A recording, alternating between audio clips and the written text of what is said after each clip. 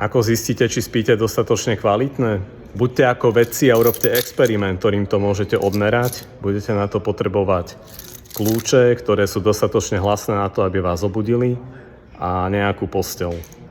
Tento experiment vykonávame v čase, v ktorom by sme normálne nespali, a spočíva v tom, že si skontrolujeme čas predtým a meriame, ako dlho to bude trvať, kým nám tie kľúče vypadnú z otvorenej ruky. Keď sme len uvoľnení, len tak si zavrieme oči. Po prebudení sa si skontrolujete čas a ak ste si všimli, že ste zaspali a tie kľúče vám spadli do 5 minút, tak ste extrémne nevyspatí. Ak sa to stalo do 10 minút, tak ste mierne nevyspatí.